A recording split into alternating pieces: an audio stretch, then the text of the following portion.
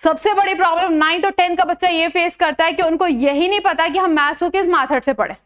90% of the student को ये लगता है कि मैथ्स जो है रट्टा मारने से होती है, क्योंकि वो साइंस भी रटता है, इंग्लिश भी रटता है, एसएसटी भी रटता है, तो उनको यही लगता है कि मैथ्स भी रटी जाती है। लेकिन बेटा ऐसा बिल्कुल भी नहीं है, मैथ्स रट्टा मारने से बिल्कुल भी नहीं होने वाली। और एक और बात मैं बता दूं, अगर आप सोचते हो कि 2 दिन में मैथ्स हो जाएगी तो बिल्कुल भी पॉसिबल नहीं है। आपको जो मैथ्स है वो आपको प्रैक्टिस करने से ही आने वाली है। चाहे आप कितनी भी स्ट्रैटेजी वीडियो देख लो, 2 दिन वाली, 3 दिन वाली, बिल्कुल भी आपको मैथ्स आने वाली नहीं है जब तक आप खुद से प्रैक्टिस नहीं करने वाले। तो यहाँ पर आज की इस वीडियो में हम यही बात करने वाले हैं आपकी सारी प्रॉब्लम्स के बारे में कि आपको क्या क्या फेस करना पड़ता है। सबसे पहले जो है कि एनसीईआरटी इनफ है। बच्चों का ये सवाल होता है कि एनसीईआरटी इनफ है, कि अगर हम एनसीईआरटी कर लेंगे तो क्या हम अच्छा स्कोर कर पाएंगे। नेक्स्ट जो प्रॉब्लम है बच्चों की कि आरडी शर्मा करना इंपॉर्टेंट है, जब भी हम अगर हम आरडी शर्मा करेंगे जब भी हम 95 ला पाएंगे। नेक्स्ट जो प्रॉब्लम है बच्चों की क्वेश्चन सॉल्व नहीं होते, कि जब हम कोचिंग या ऑनलाइन ट्यूशन में क्वेश्चन सॉल्व करते हैं वहां पर तो हमसे हो जाते हैं, लेकिन जब हम खुद से सॉल्व करने जाते हैं तो हमसे क्वेश्चन सॉल्व नहीं हो पाते, या हम कोई न्यू क्वेश्चन ट्राई करने की कोशिश करते हैं वो हमसे नहीं हो पाता है। नेक्स्ट जो है फॉर्मूला याद नहीं होते, अगर हमें फॉर्मूला याद नहीं तो हम न्यू क्वेश्चन में अप्लाई कैसे करेंगे। नेक्स्ट जो बच्चों की सेल्फ स्टडी कैसे करें, कि हमसे टाइम मैनेज करना नहीं आ पाता, हम मैथ्स को कितना टाइम दे, कोई और सब्जेक्ट को कितना टाइम दे। तो ये सारी प्रॉब्लम्स को हम इस वीडियो में डिस्कस करने वाले हैं। प्लीज वीडियो को एंड तक देखना ताकि आपकी सारी की सारी प्रॉब्लम्स खत्म हो जाए।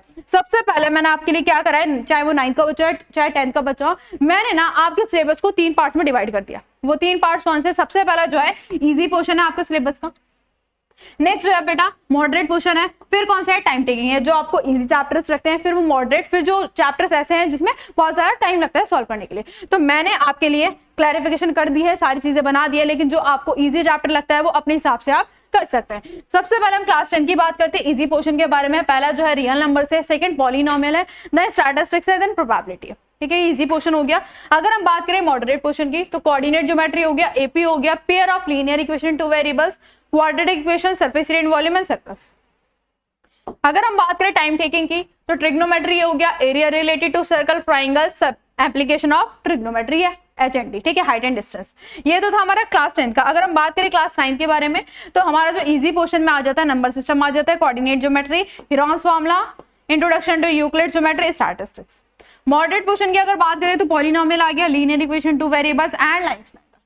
अगर हम बात करें टाइम टेकिंग की, ये आ गया हमारा triangles, quadrilateral, circles and surface area, volume. अब ये हमने करा क्यों है बेटा, आपको क्लैरिफिकेशन हो गया कि कौन से चैप्टर को हमें कितना टाइम देना और कौन से चैप्टर में हमें ज्यादा प्रैक्टिस की नीड है। इजी पोर्शन है जैसे उसमें आपको कम टाइम देना पड़ेगा, बस आप थोड़े बहुत क्वेश्चन की प्रैक्टिस कर लोगे आपको हो जाएगा। ठीक है, जैसे आपको मॉडरेट है इसमें थोड़ी ज्यादा हमें क्या करनी पड़ेगी, मेहनत करनी पड़ेगी, इसमें हमें क्वेश्चन को ज्यादा तरीके अच्छे से सॉल्व करना पड़ेगा। ठीक है, टाइम टेकिंग है। ठीक है, तो ये जो चीज है आपकी क्लैरिफिकेशन हो गई है कि कौन से चैप्टर में आपको कितना टाइम देना है। अब आगे बढ़ते हैं कि कौन से बुक से हम करें क्वेश्चन। ठीक है, रिसोर्सेज क्या होनी चाहिए हमारी। सबसे पहले जो है जो आपकी प्रायोरिटी है उनकी फर्स्ट प्रायोरिटी वो क्या होनी चाहिए बेटा, आपके एनसीईआरटी। सबसे पहले आपको एनसीईआरटी कंप्लीट करनी है। हर एक एग्जाम्पल, हर एक क्वेश्चन आपको बहुत अच्छी तरीके से आ जाना चाहिए। क्लियर है। नेक्स्ट जो है अगर आपकी एनसीईआरटी अच्छी तरीके से हो गई देन आपका एनसीईआरटी एग्जाम्पलर को उठाओ, क्योंकि एग्जाम्पलर में से बहुत सारे क्वेश्चंस आपके देखने को मिलते हैं पेपर में। फिर बेटा आपके PYQ, पिछले 10 साल के जितने भी PYQ उनको सॉल्व कर डालो। नेक्स्ट है बेटा आपका लास्ट में जब आपके 1-2 महीने बचे तो आपको क्या करना है बेटा, सैंपल पेपर लगाना है। ठीक है, तो बस इतनी चीजें कर लो, आप आराम से 90+ स्कोर कर पाएंगे। जरूरी नहीं है कि RD शर्मा करने से ही हो, RS अग्रवाल करने से ही हो, अगर आपने ये कर लिया ना बहुत है, इतना ही काफी है। अब बात करते क्वेश्चंस नहीं होते। क्वेश्चंस नहीं होते तो हम क्या करें, सबसे पहला है बेटा आपका कॉन्फिडेंस। जब तक आप कॉन्फिडेंस बिल्ड नहीं कर पाओगे आपसे क्वेश्चन नहीं होने वाले। अब कैसे बिल्ड करें, बच्चे क्या करते हैं कि कोई भी हार्ड सा चैप्टर उठा लेंगे, मान लो ट्राइंगल्स उठा लिया, अब वो भी किससे स्टार्ट करते हैं, वो भी करना स्टार्ट कर देते हैं RD शर्मा से। एक तो वो हार्ड चैप्टर और वो भी किससे कर रहे हैं, RD शर्मा से। तो बेटा कैसे होंगे सवाल, जब तक आपका कॉन्फिडेंस बिल्ड नहीं होगा आपसे वो क्वेश्चंस कैसे हो पाएंगे। आपको क्या करना है, सबसे पहले जब भी आप पढ़ना स्टार्ट करो तो आपको सबसे इजी चैप्टर उठाना है। मान लेते रियल नंबर से, रियल नंबर से क्वेश्चन करना स्टार्ट करो तो आपको होने स्टार्ट हो जाएंगे क्वेश्चन, तो आपके अंदर कॉन्फिडेंस बिल्ड होगा कि हाँ मुझसे क्वेश्चन हो रहा है, मैं आगे भी कर सकता हूँ। ठीक है, तो सबसे पहले आपको यही करना है, कॉन्फिडेंस बिल्ड करना है। एंड नेक्स्ट जो है बेटा रटना नहीं है। बच्चे क्या करते हैं कि कोई भी बुक उठा लेंगे, उसमें सॉल्यूशन लिखा होगा, क्वेश्चन पढ़ेंगे, सॉल्यूशन देखना स्टार्ट करेंगे कि हाँ इस स्टेप के बाद ये आएगा, हो गया क्वेश्चन खत्म।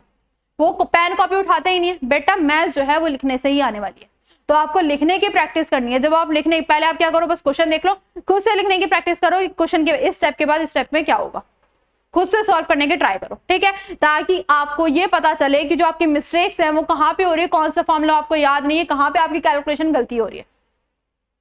सबसे पहली बात, आपको सॉल्यूशन नहीं देखना। अगर बहुत मेहनत के बाद आपसे सॉल्यूशन मतलब क्वेश्चन सॉल्व नहीं हो रहा, जब आप जाके बुक में सॉल्यूशन देखो या अपने टीचर से पूछो या आप गूगल पे सर्च कर लो, लेकिन पहले आपको खुद से ट्राई करना है ताकि आप एनालाइज कर सकोगे आपकी मिस्टेक्स, ठीक है। तो पहली बात, रटना नहीं है सॉल्यूशन को, किसी भी चीज को, मैथ्स को रटना नहीं है बिल्कुल भी। सॉल्यूशन नहीं देखना, एनालाइज योर मिस्टेक्स, अपनी मिस्टेक्स को क्या करो, एनालाइज करो, क्योंकि जब दूसरा क्वेश्चन आप ट्राई करने के जाओ तो आपको वो चीजें जो आपने पहले गलती करी थी वो आप दोबारा ना कर सको, ठीक है।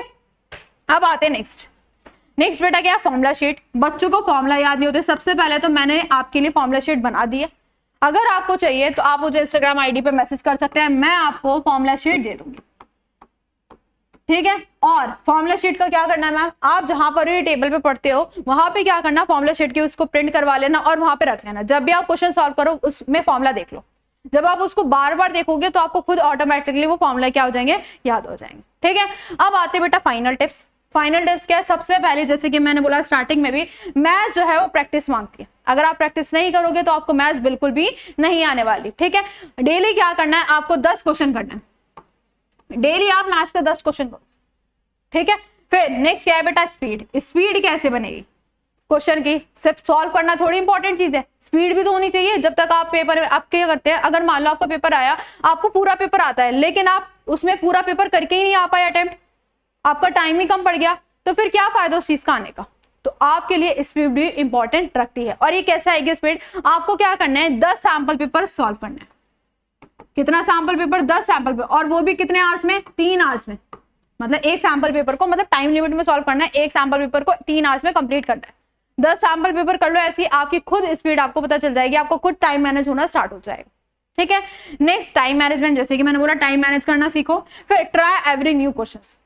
अब ये नहीं करना आपको कि आपने एक क्वेश्चन कर लिया और उसी के बार बार टाइप्स करते जा रहे हैं कि हमें एक टॉपिक अच्छा लग गया तो हम उसी के क्वेश्चंस करेंगे। बेटा हर टॉपिक का न्यू क्वेश्चंस उठाओ, चाहे 1-2 क्वेश्चन सिमिलर कर लो, लेकिन हर टॉपिक का न्यू क्वेश्चन उठाना है, बार बार वही क्वेश्चन करने का फायदा नहीं है, ठीक है। अगर आपने ये 1 महीने तक कर लिया तो आप आराम से 95+ स्कोर कर पाओगे, ठीक है। समझ आ गई इतनी बात, आई होप ये सारी चीजें आपको समझ आ गई होंगी, ठीक है। और एक काम और करना है, अपने दोस्तों को शेयर करना है सारी, ताकि उनको भी पता चल सके कि हमें किस तरह से क्या क्या पढ़ना है। क्लियर है, चलो मिलते हैं बेटा नेक्स्ट वीडियो।